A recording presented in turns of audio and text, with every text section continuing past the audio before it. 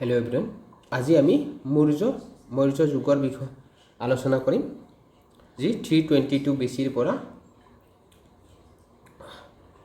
185 BCলৈকে সময়ছোৱা আছিলে। তো সেইখিনি সময়ছোৱাত যি মৌৰ্য বংশৰ ৰজা আছিলে আৰু মৌৰ্য বংশৰ যি এডমিনিষ্ট্ৰেশ্যন আছিলে, ইকনমি আছিলে, তাৰে মৌৰ্য বংশৰ আদাৰ কণ্ট্ৰিবিউশ্যনবোৰ আৰু বিশেষকৈ আমি কিং অশোকাৰ বিষয়ে ভালকৈ বিতংভাৱে আমি পঢ়িম। আজিৰ ক্লাছটো আমি আৰম্ভ কৰোঁ আহক। টপিক হ'ব মৌৰ্য যুগ। সময়ছোৱা আছিলে 322 খ্ৰীষ্টপূৰ্ব পৰা 185 খ্ৰীষ্টপূৰ্বলৈকে। এইখিনি মৌৰ্য যুগৰ সময়ছোৱা আছিলে। তো ইয়াৰ ভিতৰত এইখিনি সময়ছোৱাত যি ইভেণ্টবোৰ হৈছে সেই আটাইবোৰ ইভেণ্ট আমি আলোচনা কৰিম। আমি কেইটামান কুৱেশ্যনো লৈছোঁ। আমি লাষ্ট ক্লাছত কৈ আছিলোঁ আপোনালোকক, আমি কনচেপ্ট এণ্ড কুৱেশ্যন আটাইবোৰ আমি একেবাৰে আলোচনা কৰি যাম, তেতিয়া আমাৰ দুটা ক্লিয়াৰ হ'ব।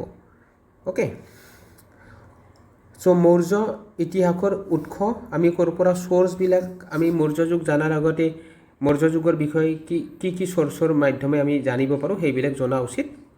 তাৰপিছত আমি মৌৰ্য যুগৰ বিষয়ে ভালদৰে পঢ়িম। ইয়াৰে সাহিত্যিক উৎস, সাহিত্যিক চ'ৰ্চ হয়, লিটাৰেলি চ'ৰ্চেছ কি হয়? কৌটিল্যৰ অস্ত্ৰ শাস্ত্ৰ। মৌৰ্যসকলৰ বাবে ই আটাইতকৈ গুৰুত্বপূৰ্ণ সাহিত্যিক উৎস। ই হৈছে চৰকাৰ আৰু ৰাজনীতিৰ ওপৰত এখন গ্ৰন্থ। সকলোৱে জানে কৌটিল্যৰ অস্ত্ৰ শাস্ত্ৰ। ই মৌৰ্য যুগৰ ৰাজনৈতিক আৰু অৰ্থনৈতিক পৰিস্থিতি এক স্পষ্ট আৰু পদ্ধতিগত বিশ্লেষণ আগবঢ়ায়। কাৰণ কৌটিল্যই চন্দ্ৰগুপ্ত মৌৰ্যক তেওঁৱে স্থাপন কৰিছিল, হয় নে নাই? ৰাজসিংহাসনত যি ধনানন্দক হৰুৱাই কিনে উচ্ছেদ কৰি কিনে চন্দ্ৰগুপ্ত মৌৰ্যক কৌটিল্যই স্থাপন কৰিছিলে। তো অস্ত্ৰত মৌৰ্য যুগৰ বিষয়ে ধুনীয়াকৈ আছে, পদ্ধতিগতভাৱে বিশ্লেষণ কৰা আছে। নেক্সট, মেগাস্থেনিছৰ ইণ্ডিকাৰ পৰাও পায়। মেগাস্থেনিছ চন্দ্ৰগুপ্ত মৌৰ্যৰ ৰাজসভাত চেলুকাছ নিকেটৰৰ ৰাষ্ট্ৰদূত আছিলে। কুৱেশ্যন আহে, মেগাস্থেনিছ ইণ্ডিকাটো কোনে লিখিছিল সেইটোও সোধে, বা মেগাস্থেনিছ কাৰ ৰাষ্ট্ৰদূত আছিল সেইটোও সোধে। এইটো চেলুকাছ নিকেটৰৰ, চেলুকাছ নিকেটৰৰ ৰাষ্ট্ৰদূত আছিলে মেগাস্থেনিছ। মনত ৰাখিব, এই চন্দ্ৰগুপ্ত ক'ৰ্টলৈ আহিছিল দেই, ৰাজসভালৈ আহিছিলে চন্দ্ৰগুপ্ত মৌৰ্যৰ। তেওঁৰ ইণ্ডিকা মৌৰ্যসকলৰ বিষয়ে সকলো বিদেশী বিৱৰণীৰ ভিতৰত অগ্ৰণী, কিন্তু ইয়াৰ মূল কপি হেৰাই গৈছে আৰু ই কেৱল ক্লাছিক গ্ৰীক লেখক যেনে ষ্ট্ৰাবো, তাৰপিছত ডাইডৰাছ, এৰিয়ান, প্লুটাৰ্ক আৰু লেটিন লেখক যেনে প্লিনি আৰু জাষ্টিনৰ পাঠ্যত উদ্ধৃত হিচাপে বৰ্তি আছে। তো ইয়াৰ অৰিজিনেল কপিটো বৰ্তমান নাই, বিলুপ্ত হৈছে, বাট যি আটাইকেইখন লিখনি তেওঁলোকৰ মাজত, সেই লিখনিৰ মাজত বৰ্তি আছে বুলি কৈছে। ই মৌৰ্য প্ৰশাসন, 7 জাতি ব্যৱস্থা, ভাৰতৰ দাসত্ব আৰু সুদখোৰীৰ অনুপস্থিতি আদিৰ কথা উল্লেখ কৰে। তো এইটো সোধে, কুৱেশ্যন সোধে, বাকী এই কি বিলুপ্ত হৈছে, কি হৈছে সোধে, বাট ই মৌৰ্য ইয়াত কি আছে মেগাস্থেনিছৰ ইণ্ডিকাত, সেইটো কুৱেশ্যন আহে দেই। মই হাইলাইট কৰি যাম ইম্পৰ্টেণ্ট পইণ্টবিলাক। চ' ই মৌৰ্য প্ৰশাসনৰ বিষয়ে আছে, 7 জাতি ব্যৱস্থা আছে, 7 কাষ্ট ছিষ্টেমটো আছে, ঠিক আছে। ভাৰতৰ দাসত্ব আৰু সুদখোৰীৰ অনুপস্থিতি আদিৰ কথা উল্লেখ আছে। তো ইণ্ডিয়াত মানে শ্লেভেৰী আৰু সুদখোৰী নাছিল, তো সেইটো অনুপস্থিতিৰ কথা উল্লেখ আছে মেগাস্থেনিছৰ। এইকেইটা কুৱেশ্যন আহে, ষ্টেটমেণ্ট বেছ কুৱেশ্যন আহিলে এইবিলাক দিয়ে, মনত ৰাখিব। তাৰপিছত বিশাখা দত্তৰ মুদ্ৰা ৰক্ষক, আৰু এই কিতাপকেইখন যেনেকৈ কৌটিল্যৰ অস্ত্ৰ শাস্ত্ৰ, মেগাস্থেনিছৰ ইণ্ডিকা, বিশাখ দত্তৰ মুদ্ৰা ৰক্ষক, এইবিলাক কুৱেশ্যন আহে। মুদ্ৰা ৰক্ষক কাৰ হয়? বিশাখ দত্তৰ, ঠিক আছে, মনত ৰাখিব। যদিও এইখন গুপ্ত যুগৰ সময়ত লিখা হৈছিল, তথাপিও ই চন্দ্ৰগুপ্ত মৌৰ্যই নন্দসকলক অফৰাই পেলোৱাবলৈ কেনেকৈ চাণক্যৰ সহায় লাভ কৰিছিল সেই কথা বৰ্ণনা কৰা আছে। ইম্পৰ্টেণ্ট হয়। ইয়াৰ উপৰিও ই প্ৰচলিত সামাজিক অৰ্থনৈতিক পৰিস্থিতিৰ এক সুন্দৰ বিৱৰণ আগবঢ়ায়। তো ইয়াত যেনেকৈ মুদ্ৰৰক্ষকক কি আছে বিশাখ দত্তৰ, কেনেকৈ চন্দ্ৰগুপ্ত মৌৰ্যই চাণক্য পণ্ডিতৰ হেল্প লৈ কিনে নন্দ ডাইনেষ্টিক কেনেকৈ মানে উৎখাত কৰিছিলে সেইটোৰ বিষয়ে আছে। ঠিক আছে, মানে ধনানন্দ আছিলে হয় নাই, আমি পঢ়িছোঁ আগতে। নেক্সট পুৰাণত কি আছে, এইবিলাক আমি স্ক'ৰ্ছ পঢ়ি আছোঁ, খুবেই ইম্পৰ্টেণ্ট হয়। ঠিক আছে, যদিও এইবোৰ ধৰ্মীয় শিক্ষাৰ সৈতে মিহলি হৈ থকা কিংবদন্তীৰ এক সংকলন, তথাপিও এইবোৰ আমাক মৌৰ্য ৰজাসকলৰ কালক্ৰম আৰু তালিকা দিয়ে। পুৰাণতো আছে, যদিও এই এটা ৰিলিজিয়াছ স্ক্ৰিপচাৰ হয়, তথাপিতো ইয়াতে মৌৰ্যসকলৰ বিষয় আছে পুৰাণত। নেক্সট বুদ্ধ সাহিত্য। বুদ্ধ সাহিত্যটো আৰু ভালকৈ আছে, কাৰণ অশোকে বহুত কণ্ট্ৰিবিউশ্যন আছিলে বুদ্ধিজিমৰ ওপৰত অশোকত। প্ৰথম হৈছে ভাৰতীয় বুদ্ধ গ্ৰন্থ জাতকসমূহে চুত পিটকৰ ক্ষুদ্ৰাকণীয়কৰ এটা অংশ, য'ত বুদ্ধৰ পূৰ্বজন্মৰ 549টা কাহিনী বৰ্ণনা কৰা হৈছে। মৌৰ্য যুগৰ সামাজিক অৰ্থনৈতিক পৰিস্থিতিৰ এক সাধাৰণ ছবি উন্মোচন কৰে। তো বুদ্ধ সাহিত্যত কৰিছে যেনেকৈ জাতকসমূহে আৰু চুত পিটকৰ ক্ষুদ্ৰক নিকায়ৰ এটা অংশই, য'ত বুদ্ধৰ পূৰ্বজন্মৰ যি কাহিনী আছে সেইটো বৰ্ণনা আৰু মৌৰ্য যুগৰ সামাজিক অৰ্থনৈতিক পৰিস্থিতিৰ এক সাধাৰণ উন্মোচন কৰে মানে। ঠিক আছে, তো তাৰপিছত সিংহলী বুদ্ধ বুৰঞ্জী, দীপবংশ আৰু মহাপৰিনিৰ্বাণ সূত্ৰই শ্ৰীলংকালৈ বুদ্ধ ধৰ্ম বিয়পোৱাত অশোকে লোৱা ভূমিকা বৰ্ণনা কৰিছে। তো অশোকে তেওঁৰ পুত্ৰ আৰু তেওঁৰ জীয়ৰীক শ্ৰীলংকালৈ পঠাইছিল হয় নাই, মহেন্দ্ৰ, আৰু জীয়ৰীটোৰ নাম কি আছিলে কমেণ্ট কৰিবচোন। তিব্বতীয় বুদ্ধ গ্ৰন্থ দিব্যবদানাই অশোক আৰু তেওঁৰ বুদ্ধ ধৰ্ম প্ৰচাৰৰ প্ৰচেষ্টাৰ বিষয়ে তথ্য দিয়ে। তো এইবিলাক বুদ্ধিষ্ট স্ক্ৰিপচাৰ আছিলে, সাহিত্য আছিলে, সেই স্ক্ৰিপচাৰত মানে মৌৰ্য বংশৰ বিষয়ে উল্লেখ আছে।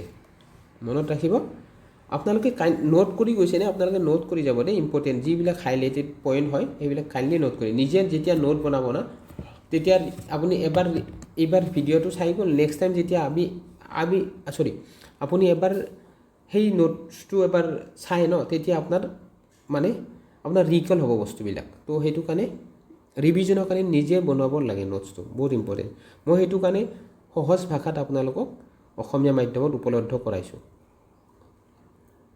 অশোকৰ লিপিসমূহ আৰু ফলকসমূহৰ বিষয়ে জানো আহক। ভাৰতীয় উপমহাদেশৰ কেইবা ঠাইতো শিলালিপি, স্তম্ভলিপি আৰু গুহালিপি পোৱা যায়।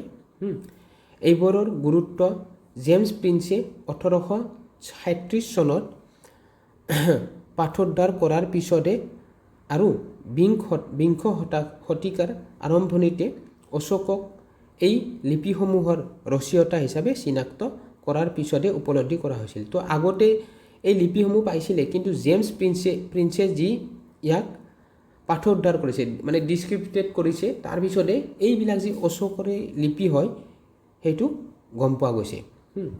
এইবোৰৰ অধিকাংশই সাধাৰণ জনতাৰ বাবে অশোকৰ ঘোষণামূলক আৰু ইয়াৰ মাত্ৰ এটা সৰু অংশই তেওঁৰ বুদ্ধ ধৰ্ম গ্ৰন্থৰ আৰু সংঘৰ সৈতে তেওঁৰ সম্পৰ্ক বৰ্ণনা কৰিছে।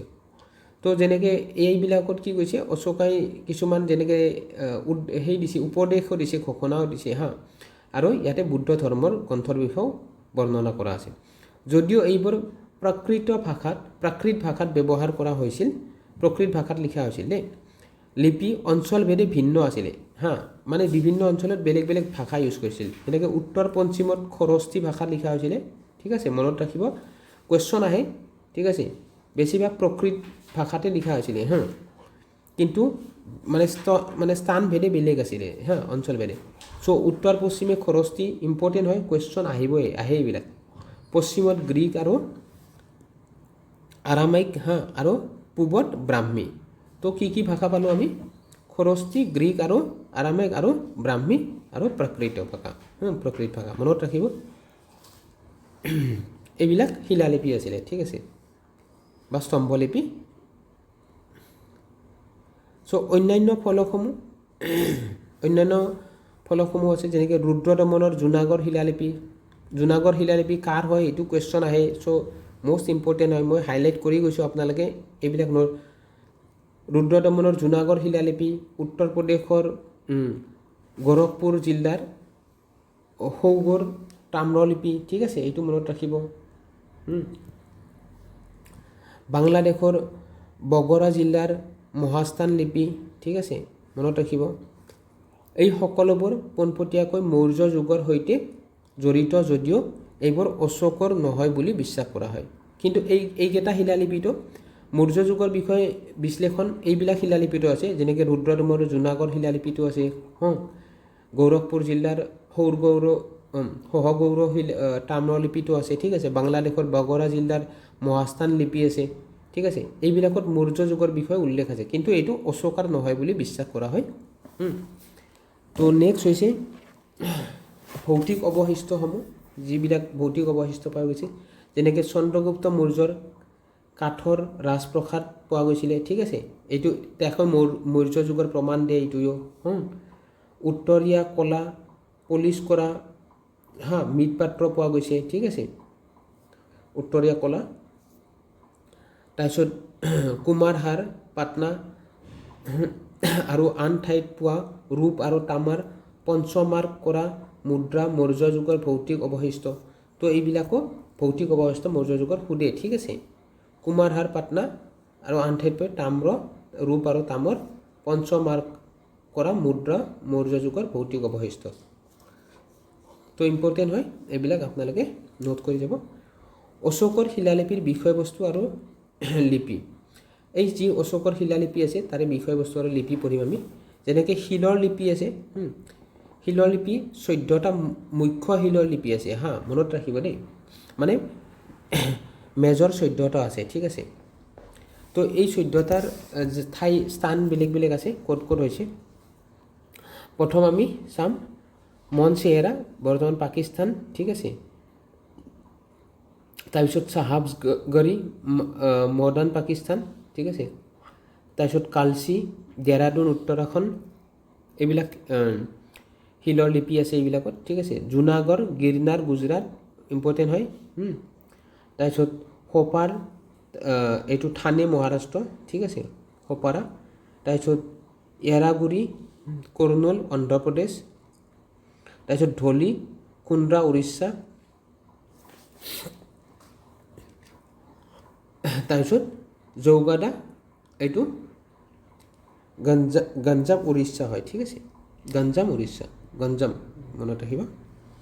নেক্সট হৈছে দুখন কালিংগ শিলৰ লিপি আছে, য'ত কি আছে, এইটো কালিংগ যুদ্ধৰ পিছত নতুন প্ৰশাসন ব্যৱস্থা, অশোকাজী মানে নতুন প্ৰশাসন ব্যৱস্থা কেনেকুৱা আছিলে, তেওঁ সেইটো মানে নন ভায়লেঞ্চ তেওঁ মানে গ্ৰহণ কৰিছিল, বা সেইটো তেওঁ প্ৰচাৰ কৰিছিল, ঠিক আছে।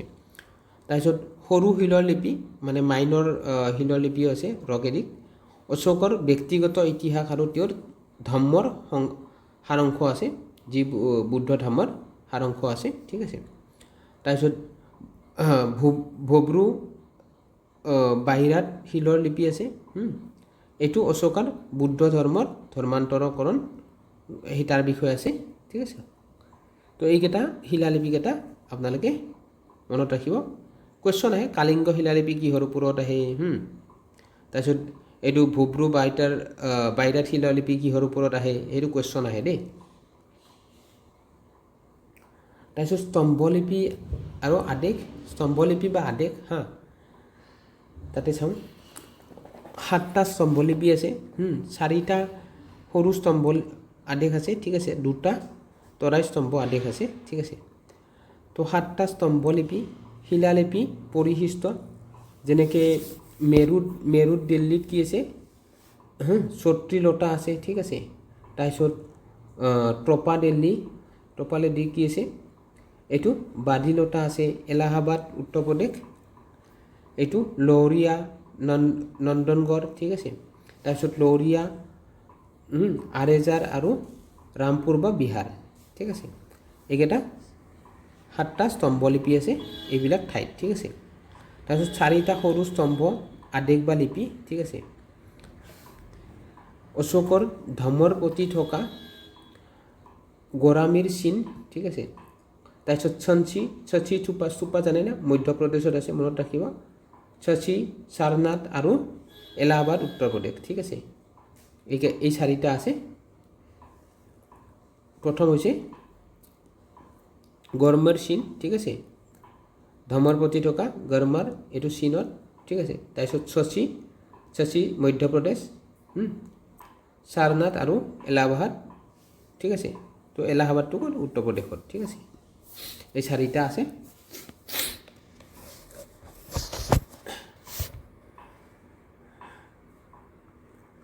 নেক্সট হৈছে 2টা তৰাই স্তম্ভ আদেশ বা লিপি। অশোকৰ বুদ্ধ ধৰ্মৰ প্ৰতি থকা সন্মান, তাৰপিছত ৰুম্মন দেই লুম্বিনী আৰু এইটো নিগালিভা বা নেপালৰ তৰাই, ঠিক আছে। এই দুটা তৰাই স্তম্ভ আদেশ আছে বা লিপি আছে। ক'ত আছে?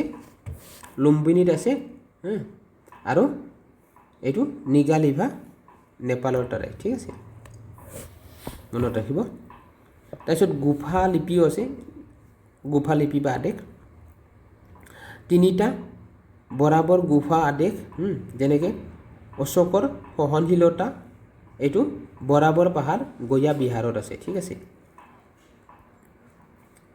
এই বৰাবৰ পাহাৰ মই ফটো ইয়াতে বাৰু এড কৰা নাই, ফটো এড কৰিলে আপোনালোকে চাৰে ভালদৰে বুজিলেহেঁতেন। এইকেইটা অশোকৰ সহনশীলতা, যি কালিংগ ৱাৰ 261ত তেওঁ মানে বহুত বিষাদ উৎপন্ন হৈছিল। তাৰপিছত তেওঁ মানে টলাৰেঞ্চ নীতি তেওঁ মানে গ্ৰহণ কৰিছিল। তো আমি বহুত ইম্পৰ্টেণ্ট ফেক্ট পঢ়িলোঁ, কিছুমান তথ্য। নেক্সট আমি অশোকৰ 14খন মুখ্য শিলালিপিৰ বিষয়ে জানো হা। এই শিলালিপিবিলাকত কি কি বস্তু আছে কুৱেশ্যন আহে হা, এটাও আপোনালোকে স্কিপ নকৰিব, কুৱেশ্যন আহে। কোনটো শিলালিপিত কি আছে নাম্বাৰিং দিয়ে বোলে, অশোকৰ 1 নম্বৰত কি আছে, 2 নম্বৰ শিলালিপিত কি আছে, এই 14খন যি মুখ্য মানে মেজৰ যি ৰক এডিক্ট আছে হা। প্ৰথম হৈছে কি, জীৱ জন্তু বলি দিয়া আৰু উৎসৱমূলক সমাৱেশ নিষিদ্ধকৰণ। 2বাৰ মানে আপোনালোকে পঢ়ি যাব, মনত থাকি যাব। সামাজিক কল্যাণৰ ব্যৱস্থাসমূহ 2 নম্বৰত। ব্ৰাহ্মণসকলৰ প্ৰতি সন্মান, ঠিক আছে। তেওঁ যদি বুদ্ধিজিম একচেপ্টো কৰিছিল, তেওঁ অন্য ধৰ্মক ক্ৰিটিচাইজ কৰা নাছিল, কিন্তু সেইটো মনত ৰাখিব হা। অশোকে তেওঁ বুদ্ধিজিম একচেপ্ট কৰিছিল, তেওঁৰ সেইটো অন, কিন্তু বাট বেলেগ ধৰ্মকো সমানে ৰেচপেক্ট দিছিলে, যেনেকৈ ব্ৰাহ্মণ, কাৰণ বুদ্ধিজিমতো ব্ৰাহ্মণে, বাট ষ্টিল তেওঁ ব্ৰাহ্মণবিলাকক মানে ৰেচপেক্ট দিছিলে। তাৰপিছত আত্মীয় জ্যেষ্ঠসকলৰ প্ৰতি সৌজন্য, জীৱ জন্তুৰ প্ৰতি বিবেচনা, ধম্ম মহাপাত্ৰসকলৰ নিযুক্তি আৰু তেওঁলোকৰ কৰ্তব্য। তাৰপিছত প্ৰশাসনৰ দক্ষ সংগঠনৰ প্ৰয়োজন। তাৰপিছত ধৰ্ম মহাপাত্ৰসকলে আদেশ, ঠিক আছে। সকলো ধৰ্মীয় সম্প্ৰদায়ৰ মাজত সহনশীলতাৰ প্ৰয়োজন, ঠিক আছে। তাৰপিছত ধৰ্মযাত্ৰাৰ ব্যৱস্থা, ধৰ্ম মানে বুজিছেনে, বুদ্ধ ধৰ্মৰ যাত্ৰা, ঠিক আছে, মনত ৰাখিব। অৰ্থহীন অনুষ্ঠান আৰু ৰীতি নীতিৰ ওপৰত আক্ৰমণ, যুদ্ধৰ পৰিৱৰ্তে ধৰ্মৰ জৰিয়তে বিজয়। তাৰপিছত ধৰ্মনীতিৰ ব্যাখ্যা। তাৰপিছত সকলো ধৰ্মীয় সম্প্ৰদায়ৰ মাজত সহনশীলতাৰ বাবে আবেদন। এইবিলাক চব মানে শিলালিপিবিলাকত এইবিলাক আছে, ঠিক আছে, বিষয়বস্তুসমূহ হা। এই 13 নম্বৰটো মষ্ট ইম্পৰ্টেণ্ট কুৱেশ্যন সোধে। ইয়াতে কি সোধে, কালিংগ যুদ্ধৰ 5জন সমসাময়িক হেলানিক গ্ৰীক ৰজা উল্লেখ, ঠিক আছে। এই 13 নম্বৰ শিলালিপিত কি আছে সেইটো সুধিলে তো আপোনালোকে এইটো মনত ৰাখিব। তাৰপিছত 14 নম্বৰ কি আছে, ধৰ্মীয় জীৱন কটাবলৈ প্ৰেৰণা, মনত ৰাখিব গোটেইকেইটা, এটা স্কিপ নকৰিব, এটা স্কিপ কৰিলে গ'ল মানে 1 মাৰ্ক। তো নেক্সট এতিয়া আমি অৰিজিন অফ মৌৰ্য ডাইনেষ্টি আমি পঢ়িম মৌৰ্যসকলৰ উৎপত্তি কেনেকৈ তেওঁলোকৰ উৎপত্তি হ'ল চ' আমি প্ৰথম আমি চ'ৰ্চবিলাকে পঢ়িলোঁ তাৰপিছত ৰক এডিক্ট ইম্পৰ্টেণ্টবিলাক আমি পঢ়িলোঁ এতিয়া আমি ইয়াৰে উৎপত্তিৰ বিষয়ে আমি পঢ়িম আশা কৰিছোঁ সকলোৰে ভাল লাগিছে চ' পুৰাণসমূহে তেওঁলোকক শূদ্ৰ বুলি বৰ্ণনা কৰিছে হা যাৰ 4টা বৰ্ণ আছে যে যেনেকৈ ব্ৰাহ্মণ বৈশ্য ক্ষত্ৰিয় শূদ্ৰ বাট পুৰাণত তেওঁলোকৰ মৌৰ্য বংশক শূদ্ৰ বুলি বৰ্ণনা কৰিছে ঠিক আছে বিশাখ দত্তৰ মুদ্ৰা ৰাক্ষস হয় বৃষল কুলহীন নিম্ন বংশৰ শব্দ ব্যৱহাৰ কৰিছে এই যি মুদ্ৰা ৰাক্ষসৰ যি আছিলে কেনেকৈ সুদ মানে ৰাজনীতি এইবিলাকৰ বিষয় আছে তাৰপিছত সুদ নোখোৱা মানে দাসত্ব নাই বুলি মেনশ্যন কৰিছে তো তাতেও এইটো নিম্ন বংশ বুলি তাতেও মেনশ্যন কৰিছে হা তাৰপিছত জাষ্টিনৰ দৰে ধ্ৰুপদী লেখকসকলে চন্দ্ৰগুপ্তক কেৱল এজন বিনয় মূলৰ মানুহ বুলি বৰ্ণনা কৰিছে ঠিক আছে এইটো মনত ৰাখিব ৰুদ্ৰদমৰ জুনাগড় শিলালিপিত 150 খ্ৰীষ্টাব্দ কিছুমান পৰোক্ষ প্ৰমাণ আছে যিয়ে সূচায় যে মৌৰ্যসকল হয়তো বৈশ্য মূলৰ আছিল তো কিছুমানত বৈশ্য বুলিও দিছে যেনেকৈ 4টা বৰ্ণত ব্ৰাহ্মণ ক্ষত্ৰিয় বৈশ্য শূদ্ৰ আৰু ইয়াতে জুনাগড়ত বৈশ্য বুলিও দিছে আনহাতে বুদ্ধ গ্ৰন্থসমূহে মৌৰ্য বংশক শাক্য ক্ষত্ৰিয় বংশৰ সৈতে সংযোগ কৰিবলৈ চেষ্টা কৰে যাৰ সৈতে বুদ্ধ জড়িত আছিল এই যি শাক্য ক্ষত্ৰিয় ক্লেন আছিল তো সেইটোৰ লগত সংযোগ কৰিব বিচাৰে বুদ্ধ গ্ৰন্থসমূহ তেওঁলোকৰ মতে যি অঞ্চলৰ পৰা মৌৰ্যসকল আহিছিল সেই অঞ্চলৰ ময়ূৰেৰ মৌৰ ভৰি আছিল আৰু সেয়েহে তেওঁলোকক মৌৰ্য বুলি জনা গৈছিল ইয়াৰ পৰা স্পষ্ট হয় যে বুদ্ধসকলে অশোক তেওঁলোকৰ পৃষ্ঠপোষক আৰু তেওঁৰ পূৰ্বপুৰুষসকলৰ সামাজিক স্থান উন্নত কৰিবলৈ চেষ্টা কৰিছিল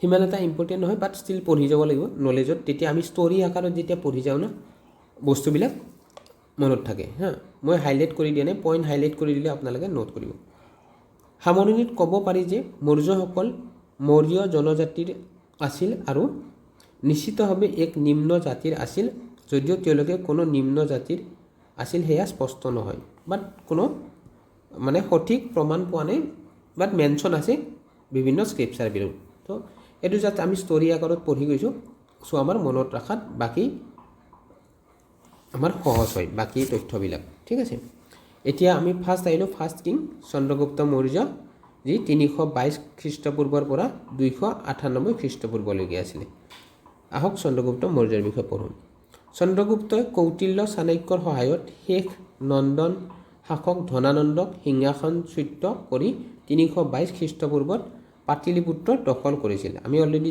পঢ়িছোঁ জানিছোঁ ধনানন্দক হেৰুৱাইছে 305 খ্ৰীষ্টপূৰ্বত চন্দ্ৰগুপ্ত মৌৰ্যই চেলুকাছ নিকেটৰক পৰাস্ত কৰিছিল এইটো সোধে চন্দ্ৰগুপ্ত মৌৰ্যক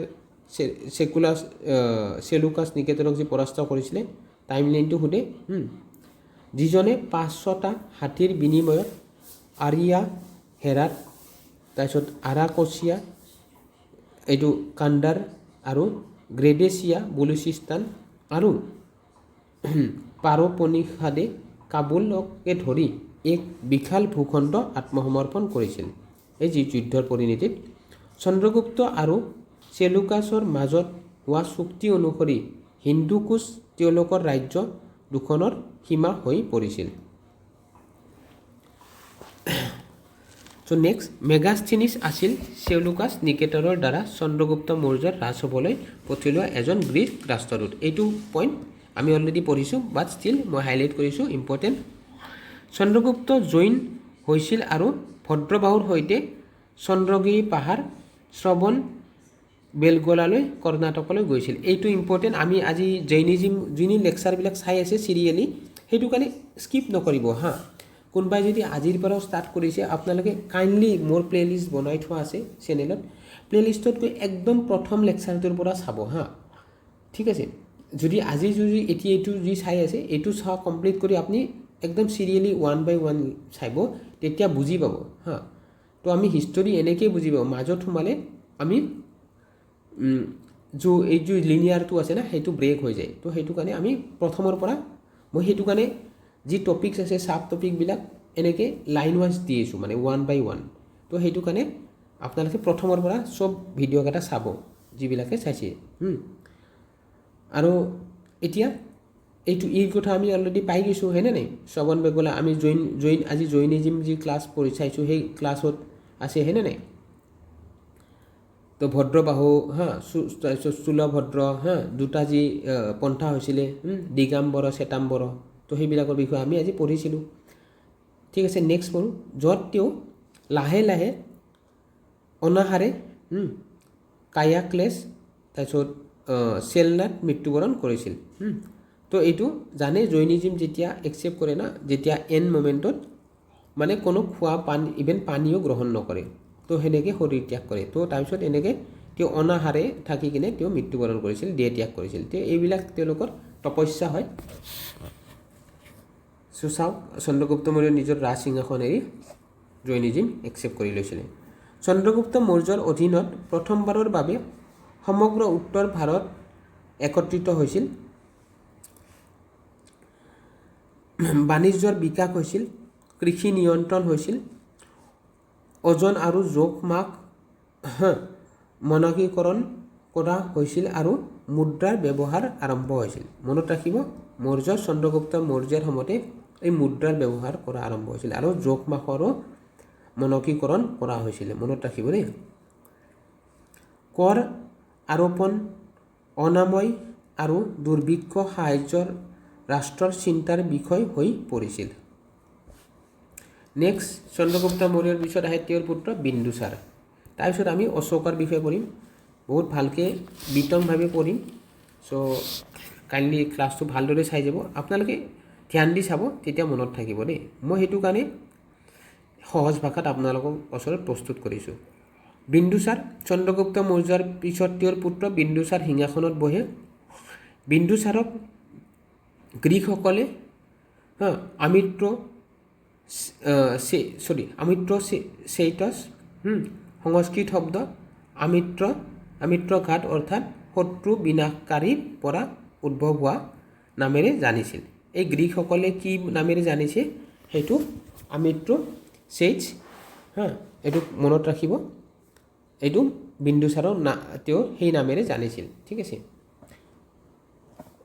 আৰু তাৰ মিনিং হৈছে শত্ৰুৰ বিনাশকাৰতা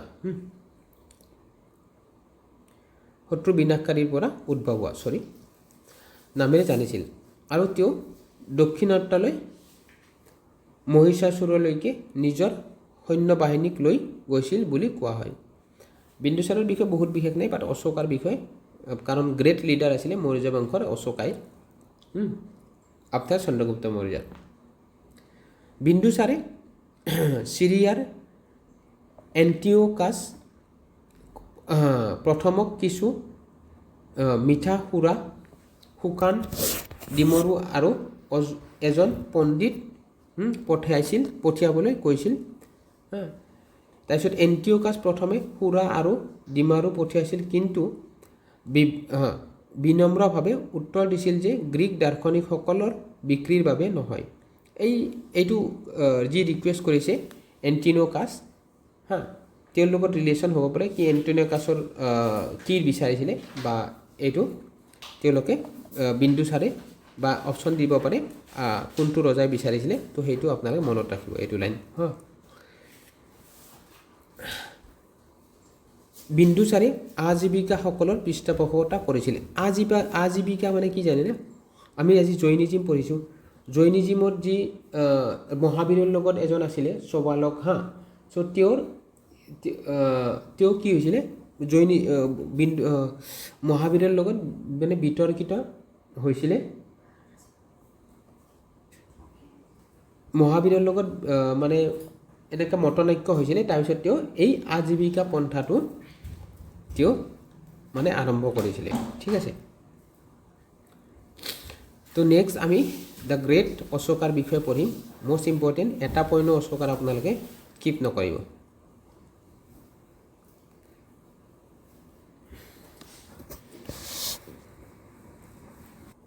মই জুই নিজিবি যি মহাবীৰৰ মতানৈক্য আছিল তেওঁৰ নাম মথলি গোছালা আছিল। মই গোছালাই কৈছিলোঁ নে বাৰু, মই নিজে কনফিউজ হৈছোঁ। কাৰেক্ট হৈছে মথলি গোছলা আছিলে হা। তো তেওঁৰ নামত তেওঁৰ লগতে মতানৈক্য হৈছিলে আৰু অজীৱিকা পন্থা সৃষ্টি কৰিছিলে। আৰু তেওঁৰ পৃষ্ঠপোষক আছিলে বিন্দুসাৰ আছিলে, মনত ৰাখিব। নেক্সট আমি অশোকাৰ বিষয়ে পঢ়োঁ। বুদ্ধ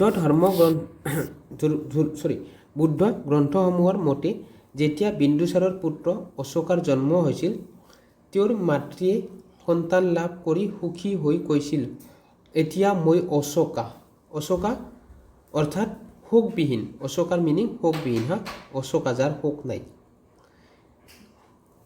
আৰু সেইবাবেই শিশুটিৰ নাম ৰখা হৈছিল এই অশোকা, সেইটো কাৰণে নাম ৰখা হৈছিল। উপলব্ধ প্ৰমাণসমূহৰ মূলতঃ বুদ্ধ সাহিত্য পৰা দেখা যায় যে বিন্দুসাৰৰ মৃত্যুৰ পিছত ৰাজকুমাৰসকলৰ মাজত সিংহাসনৰ বাবে যুঁজ হৈছিল। তাৰপিছত অশোকাই মানে 99জন ব্ৰাদাৰক মানে মাৰে, ঠিক আছে। বুদ্ধ পৰম্পৰা অনুসৰি বা সাহিত্য অনুসৰি অশোকে তেওঁৰ 99জন ভাতৃক হত্যা কৰি সিংহাসন দখল কৰিছিল আৰু আটাইতকৈ সৰু ভাই তিছাক এৰি দিছিল। বিন্দুসাৰৰ এজন মন্ত্ৰী ৰাধাগুপ্তই তেওঁক এই ভাতৃঘাতী সংগ্ৰামত সহায় কৰিছিল। মষ্ট ইম্পৰ্টেণ্ট এই সুধে কোনে সহায় কৰিছিল হা। ৰাধাগুপ্ত বুলি এটা মন্ত্ৰী আছিলে, তেওঁ এইটো যি তেওঁলোকক ভায়েকবিলাকক যি অশোকাই হেৰুৱাইছিল বা মাৰাইছিল তাতে হেল্প কৰিছিল, সহায় কৰিছিল। উত্তৰাধিকাৰীৰ এই যুদ্ধই 4 বছৰ অন্তৰালৰ খ্ৰীষ্টপূৰ্ব 273 পৰা 269 কাৰণ হৈছিল আৰু কেৱল সিংহাসনত নিজৰ স্থান সুৰক্ষিত কৰাৰ পিছতে অশোকে খ্ৰীষ্টপূৰ্ব 269 চনত নিজকে আনুষ্ঠানিকভাৱে ৰাজ্য অভিষেক কৰাইছিল। তো ৰাজ্য অভিষেক কেতিয়া কৰিছিল সেইটো সোধে 269 খ্ৰীষ্টপূৰ্ব, ঠিক আছে। অশোকৰ অধীনত মৌৰ্য সাম্ৰাজ্য ইয়াৰ শীৰ্ষস্থান পাইছিলে।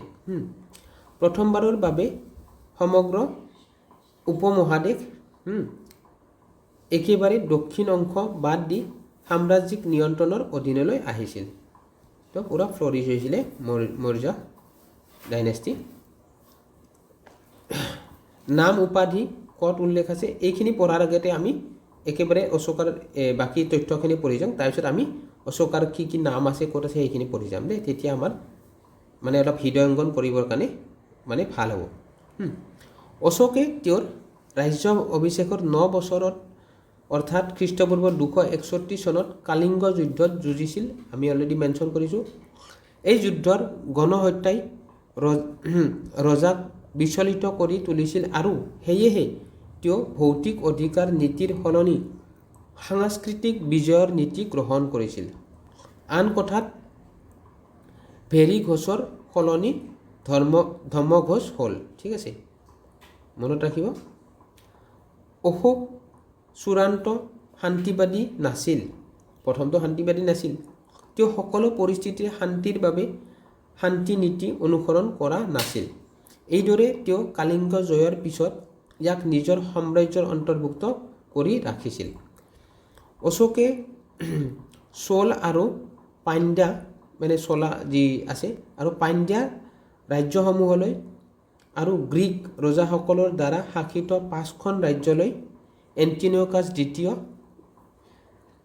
প্ৰথম এণ্টিনোকাছ আছিলে প্ৰথম ইয়াৰ আণ্ডাৰত, ঠিক আছে, বিন্দুসাৰৰ আণ্ডাৰত। তাৰপিছত চিৰিয়া, তাৰপিছত ফিলেণ্ডেফছ, টেমেলি দ্বিতীয়, তাৰপিছত ইজিপ্ত, তাৰপিছত এণ্টিগনাছ আৰু মেচডনিয়া, তাৰপিছত মাগাছ, চিৰিনা, আলেকজেণ্ডাৰ, এৰিপাছ ধৰ্ম প্ৰচাৰক পঠাইছিল। তো এইবিলাকত তেওঁ ধৰ্ম প্ৰচাৰক পঠাইছিল। আমি এইটোও জানো যে তেওঁ সিংহল, শ্ৰীলংকা আৰু সুবৰ্ণভূমি বাৰ্মা আৰু লগতে দক্ষিণ পূব এছিয়াৰ কিছু অংশলৈ ধৰ্ম প্ৰচাৰ পঠাইছিল। শ্ৰীলংকালৈ তেওঁ নিজৰ জীয়ৰী আৰু পুত্ৰক পঠাইছিল হয়নে নাই বাকী মানে পূৰা এছিয়া মহাদেশত তেওঁ পূব এছিয়াত তেওঁ ধৰ্ম প্ৰচাৰ কৰাব পঠাইছিলে অশোকৰ ধৰ্ম আমি ধৰ্ম জনাৰ আগতে আমি অশোকৰ এই সেইবিলাক জানো নামবিলাক ক'ত ক'ত কি কি নাম পাইছে উপাধি পাইছে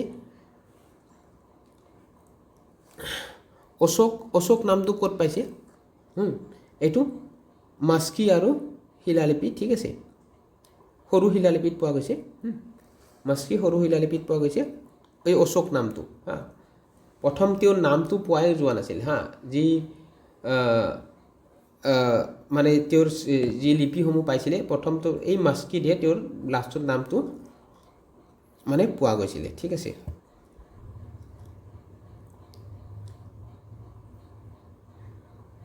এইটো তাৰপিছত দেৱনাপ্ৰিয়াছ অশোক ৰাজাছ এইটো গুৰ্জাৰ সৰু শিলালিপিত পোৱা গৈছে মাইনৰ ৰক এডিক্টত পোৱা গৈছে তাৰপিছত ৰাজা অশোক ক'ত পোৱা গৈছে নিত্যটোৰ সৰু শিলালিপিত পোৱা গৈছে ইম্পৰ্টেণ্ট হয় কুৱেশ্যন আহে কিন্তু ইয়াৰ পৰা দেই স্কিপ নকৰিব এটাও তাৰপিছত ৰজা অশোক দেৱনাপ্ৰিয়া ক'ত পোৱা গৈছে উদগেলাগাম সৰু শিলালিপিত পোৱা গৈছে উদগেলাম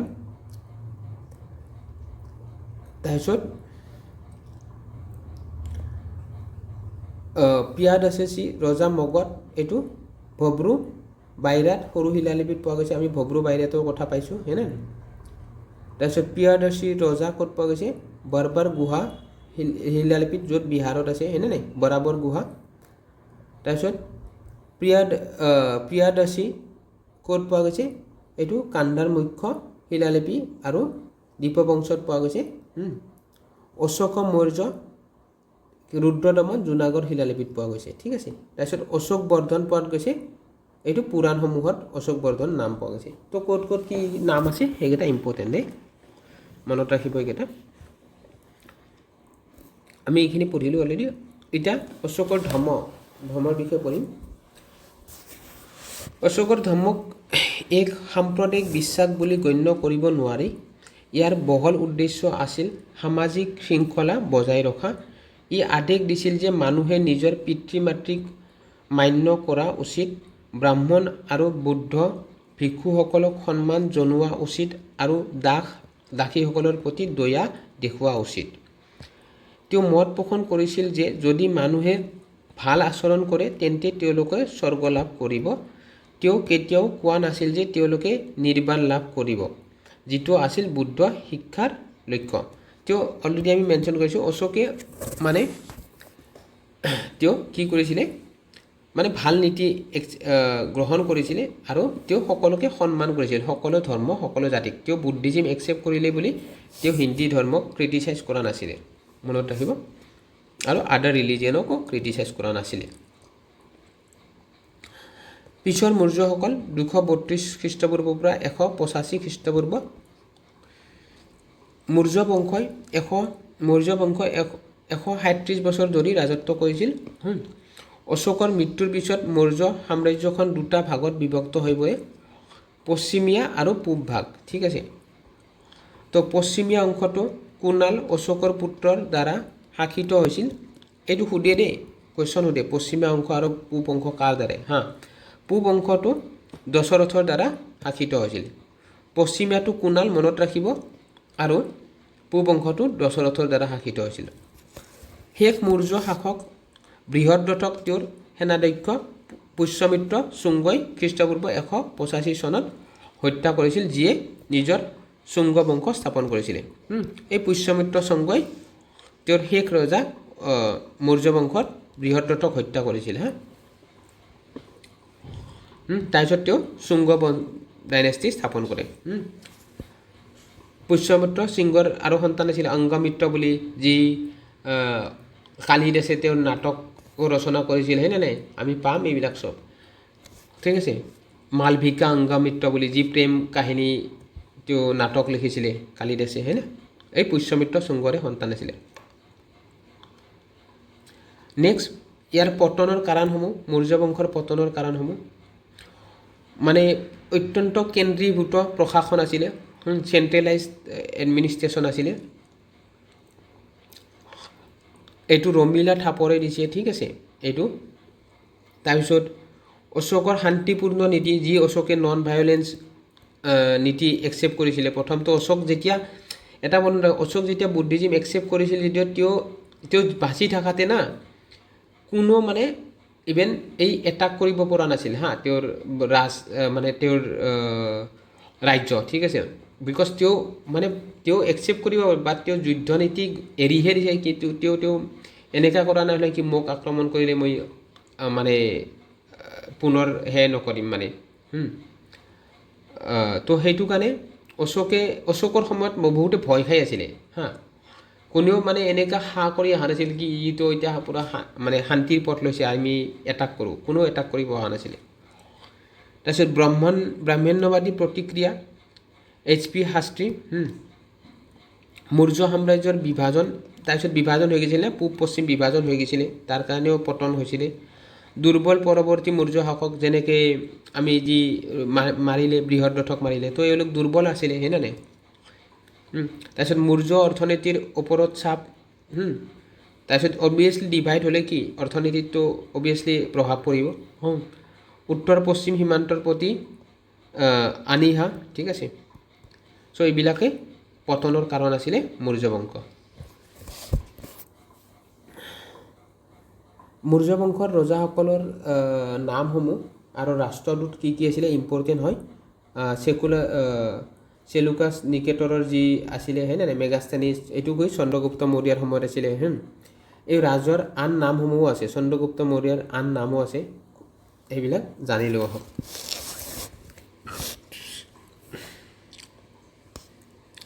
চন্দ্ৰগুপ্ত, চেন্দ্ৰকাইটছ, ষ্ট্ৰাবো, তাৰপিছত জাষ্টিন এণ্ড্ৰকাইটছ, এৰিয়ান, তাৰপিছত পুলুটাৰ্ক, বৃষল কুলহীন, অৰ্থাৎ নিম্ন বংশৰ, তাৰপিছত বিশাখাদত্ত মুদ্ৰা ৰক্ষকত, এইবিলাকত আছে, ঠিক আছে।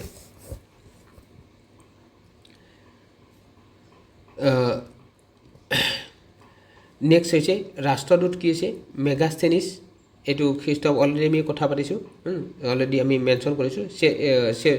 এইটো চেলুকাছ নিকেটৰৰ, পাৰ্চিয়া আৰু বেবিলনিয়া। তাৰপিছত বিন্দুচাৰৰ কি আছিলে, আমি অলৰেডি আমি বিন্দুচাৰৰ যি পঢ়িছিলোঁ তাত আমি পাইছোঁ। অমিত্ৰচাইটছ, এইটো গ্ৰীক পাঠ্য। তাৰপিছত বিন্দুপাল, চীন পাঠ্যত বিন্দুপাল বুলিও জনা যায়। তাৰপিছত সিংহাসেন, জৈন পাঠ্যত সিংহাসেন বুলিও জনা যায়। তাৰপিছত ভদ্ৰাচাৰ, বায়ু পুৰাণত ভদ্ৰাচাৰ বুলি জনা যায়। কুৱেশ্যন আহে ইয়াৰ পৰা। তাৰপিছত এইটো যি ৰাষ্ট্ৰদূত আছিলে, এইটো ডিমাছকাছ, এণ্টিনোকাছক যি প্ৰথম এইটো আছিলে, তেওঁ যি বিচাৰিছিলে এণ্টিনোকাছৰ পৰা। তাৰপিছত ডায়োনিয়াছিছ, ফিলাডেলফাইছ, টেলিম দ্বিতীয় ইজিপ্ত, ঠিক আছে। এই দুটা তেওঁলোকৰ ৰাষ্ট্ৰদূত আছিলে, মনত ৰাখিব। মৌৰ্য প্ৰশাসক। চ' এতিয়া মই এটা এয়া কৰিব বিচাৰিছোঁ, আমি এতিয়া অলৰেডি 45 মিনিটছ হ'ল। তো নেক্সট মৌৰ্য এডমিনিষ্ট্ৰেশ্যন আমি পঢ়িম। আমাৰ এইটো মই দুটা পাৰ্ট কৰিম। মই এটা পাৰ্টত মই ভাবিছিলোঁ এইটো লাইভ আহিম ন, তো লাইভ অহাৰ কাৰণে মই সেইটো কাৰণে 9:45 টাইম দিছিলোঁ।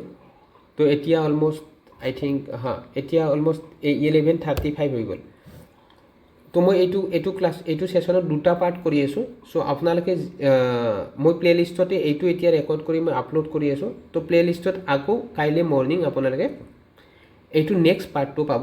আমি মৌৰ্য প্ৰশাসনৰ পৰা আৰম্ভ কৰিম। বাকী যি তেওঁৰ মৌৰ্য প্ৰশাসন আছে, বহুতখিনি তথ্য আছে। তো এতিয়া 1 ঘণ্টাৰ ওপৰত লাগিব আৰু ক্লাছটো, গতিকে মই আপোনালোকৰ আৰু 1 ঘণ্টা ল'ব বিচৰা নাই। বহুতখিনি শ্লাইড আছে, তাৰপিছত আমি কুৱেশ্যন এটেম্প কৰিম ইয়াৰে, ঠিক আছে। কুৱেশ্যনো ভালেখিনি কুৱেশ্যন আছে, প্ৰায় 20+ কুৱেশ্যন আছে। চ' সেইটো কাৰণে মই ভাবিছোঁ দুটা পাৰ্টত এইটো মই আলোচনা কৰিম। চ' আপোনালোকে এইটো যিসকলে এইটো ৰেকৰ্ড চাব, আপোনালোকে কাইণ্ডলি মই পাৰ্ট 2 বুলিও মৌৰ্য বংশৰ পাৰ্ট 2 বুলি মই ৰেকৰ্ডেড ফৰ্মত আপলোড কৰিম আৰু যদি চাওঁ মই ইউটিউবত অলৰেডি মেইল দিছোঁ যদি লাইভটো মোৰ লাইভ ষ্ট্ৰিমিং ইনেবল হয় দেন মই লাইভ কৰিম চ' আপোনালোকে কাইণ্ডলি অলপ পেচেঞ্চ ৰাখিব তাৰপিছত নেক্সট আমি এইটো মৌৰ্য বংশ শেষ হোৱাৰ পিছত আমি আলোচনা কৰিম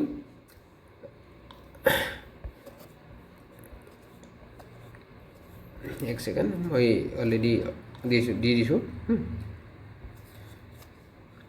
নেক্সট টপিক হ'ব মৌৰ্য যুগৰ পিছত গুপ্ত যুগৰ আগৰ সময়ছোৱা মানে লেটাৰ মৌৰ্য এজ আৰু প্ৰি গুপ্ত এজৰ ঠিক আছে তো সেইখিনি আমি খ্ৰীষ্টপূৰ্ব 185 খ্ৰীষ্টপূৰ্বৰ পৰা 319 খ্ৰীষ্টাব্দলৈকে তাৰপিছত এইটো সমাপ্ত হোৱাৰ পিছত আমি গুপ্ত যুগৰ বিষয়ে পঢ়িম তো গুপ্ত যুগৰ খুব ইম্পৰ্টেণ্ট কুৱেশ্যন আহে ভৰি কুৱেশ্যন আহে তো এইবিলাক কুৱেশ্যন আছে বহুত ভাল কুৱেশ্যন লুচেণ্টৰে কুৱেশ্যন হয় PYQ হয় চব চ' আপোনালোকে কাইণ্ডলি এটেম্প কৰিব নেক্সট ক্লাছটো তো মই দুটা পাৰ্টত সেইটো কাৰণে ভাগ কৰিছোঁ নাইবা বহুত টাইম আৰু 1 ঘণ্টাৰ বেছি লাগিব তো মই ইমান সময় আপোনালোকৰ ল'ব বিচৰা নাই চ' থেংক ইউ ছ' মাছ লগ পাম নেক্সট ছেশ্যনত গুড নাইট